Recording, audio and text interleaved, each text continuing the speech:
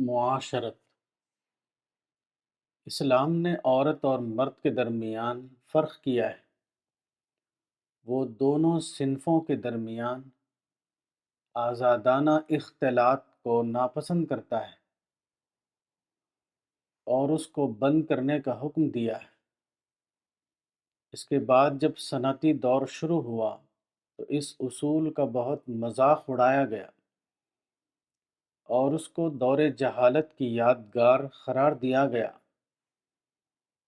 بڑے زور شور سے یہ بات کہی گئی کہ عورت مرد دونوں یکساں ہیں، ان کے میل جول کے درمیان کوئی دیوار کھڑی نہیں کی جا سکتی۔ ساری دنیا میں اور خاص طور سے مغرب میں اس اصول پر ایک نئی سوسائٹی ابھرنا شروع ہوئی، مگر طویل تجربے نے یہ بات ثابت کر دی ہے کہ پیدائشی طور پر دونوں یکساں نہیں ہیں۔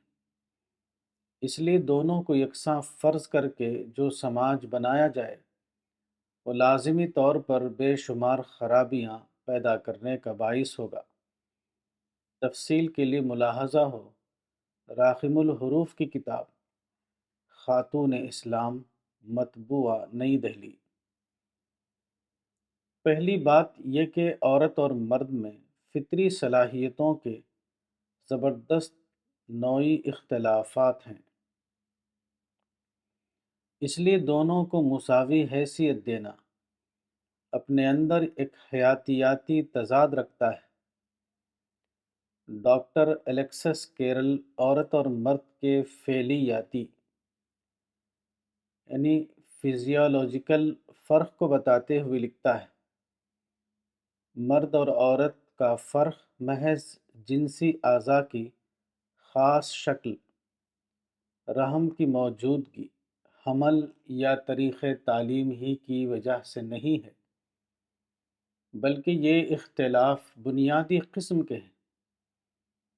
خود نسیجوں کی بناوٹ اور پورے نظام جسمانی کے اندر خاص کیمیائی مادے جو خصیۃ الرحم سے مترشح ہوتے رہتے ہیں، ان اختلافات کا حقیقی باعث ہیں۔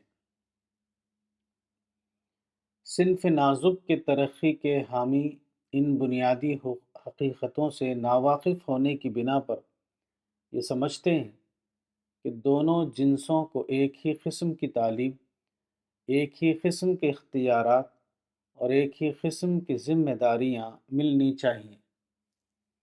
حقیقت یہ ہے کہ عورت مرد سے بالکل ہی مختلف ہے۔ اس کے جسم کے ہر ایک خلیے میں زنانہ پن کا اثر موجود ہوتا ہے۔ اس کے اعضاء اور سب سے بڑھ کر اس کے اعصابی نظام کی بھی یہی حالت ہوتی ہے۔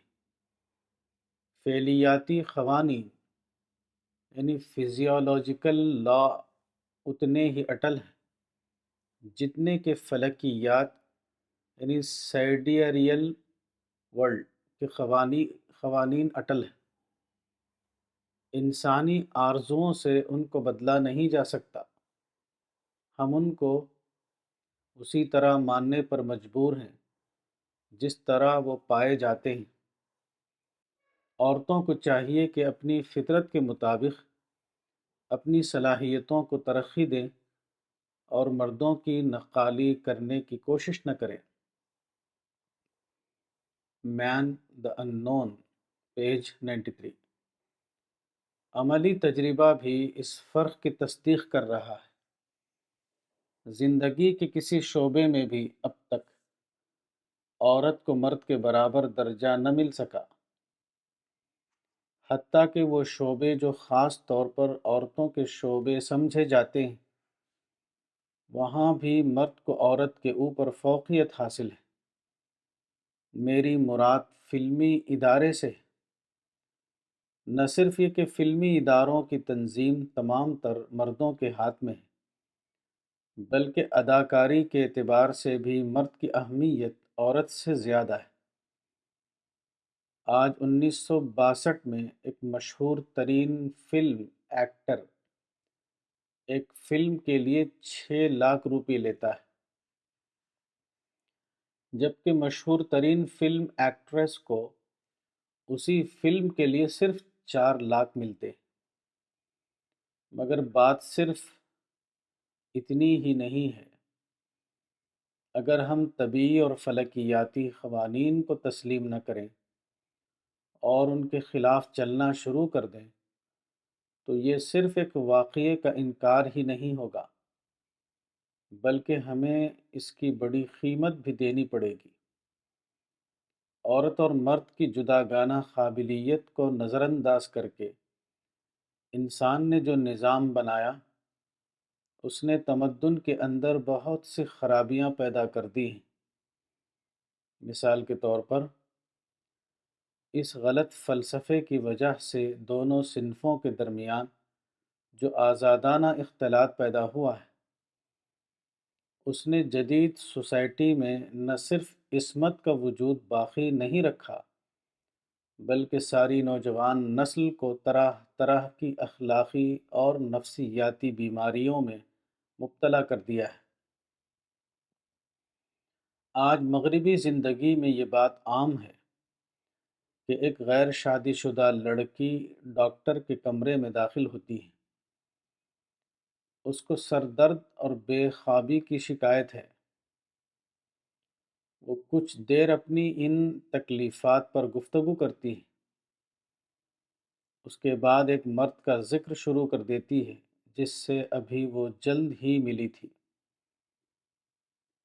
اتنے میں ڈاکٹر محسوس کرتا ہے کہ وہ کچھ رک رہی ہے۔ تجربہ کار ڈاکٹر اس کی بات سمجھ کر آگے بات شروع کر دیتا ہے۔ "Well, then he asked you to his flat. What did you say?" لڑکی جواب دیتی ہے، "How did you know? I was just going to tell you that." اس کے بعد لڑکی جو کچھ کہتی ہے اس کو ناظرین خود قیاس کر سکتے ہیں۔ چنانچہ علماء جدید خود بھی اس تلخ تجربے کے اس نتیجے پر پہنچے ہیں کہ آزادانہ اختلاط کے بعد عصمت و عفت کا تحفظ ایک بے معنی بات ہے۔ اس کے خلاف کثرت سے مضامین اور کتابیں شائع کی جا رہی ہیں۔ ایک مغربی ڈاکٹر کے الفاظ ہیں، "There can come a moment between a man and a woman when control and judgment are impossible." یعنی اجنبی مرد اور اجنبی عورت جب باہم آزادانہ مل رہے ہوں تو ایک وقت ایسا آ جاتا ہے جب فیصلہ کرنا اور قابو رکھنا ناممکن ہو جاتا ہے۔ حقیقت یہ ہے کہ عورت اور مرد کے آزادانہ اختلاط کی خرابیوں کو مغرب کے درد مند افراد شدت سے محسوس کر رہے ہیں، مگر اس کے باوجود اس سے اس قدر مروب ہیں کہ اصل بات ان کی سمجھ میں نہیں آتی۔ ایک نہایت قابل اور مشہور خاتون، ڈاکٹر مرین ہلیارڈ نے آزادانہ اختلاط کے خلاف سخت مضمون لکھا ہے۔ وہ کہتی ہیں، "As a doctor, I don't believe there is such a thing as platonic relationship between a man and a woman who are alone together a good deal." یعنی بحیثیت ڈاکٹر میں اسے تسلیم نہیں کر سکتی کہ عورت اور مرد کے درمیان بے ضرر تعلقات بھی ممکن ہیں، مگر اس کے باوجود یہی خاتون ڈاکٹر لکھتی ہیں، "میں اتنی غیر حقیقت پسند نہیں ہو سکتی کہ یہ مشورہ دوں کہ نوجوان لڑکے اور نوجوان لڑکیاں ایک دوسرے کا بوسہ لینا چھوڑ دیں، مگر اکثر مائیں اپنی لڑکیوں کو اس سے آگاہ نہیں کرتی کہ بوسہ صرف اشتہا پیدا کرتا ہے، نہ کہ وہ جذبات کو تسکین دیتا ہے۔ ریڈرز ڈائجسٹ دسمبر 1957۔ خاتون ڈاکٹر یہ کہہ کر بالواسطہ طور پر فطری قانون کو تسلیم کرتی ہے کہ آزادانہ اختلاط کے ابتدائی مظاہر جو مغربی زندگی میں نہایت عام ہیں، وہ جذبات میں ٹھہراؤ پیدا نہیں کرتے،